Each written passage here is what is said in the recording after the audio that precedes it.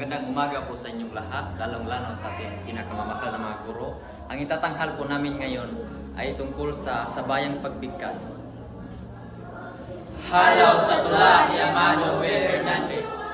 Kung tuyo na ang luha mo, aking bayan. Kung tuyo na ang luha mo, aking bayan. O aking bayan, o aking bayan. Sa pagpatak ng huling luha ng iyong mga mata, sa pag-aho ng abo ng digma, sa paglipad ng diwang gabos ng kadena, nararapat lamang na ika'y lumaya. Hanggang kailan ka luluha, inang bayan? Hanggang kailan mo dadalhin ang pasangsugat? Sa kamay ng banyaga, sa kuko ng ganid mo, kapwa Pilipino. Sa mga alipin ng salapit kapangyarihan, sa mga taksil sa watawat at kalayaan. Kung tuyo na ang luha mo, aking bayan, bawat patak ay magiging alam ng digmaan.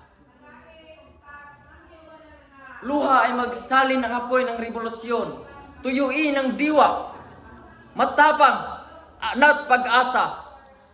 Pagkat ang luha ng api, luha ng ilapusta, luha ng bayan kong minamahal, ay binhi ng paglaya. Ang luha ng bayan ay hindi patak ng kahinaan. Ito'y hamon.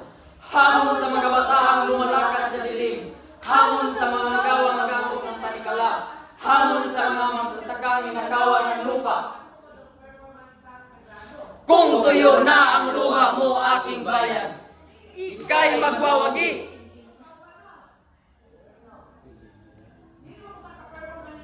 Ika'y ahon, ika'y lalaban.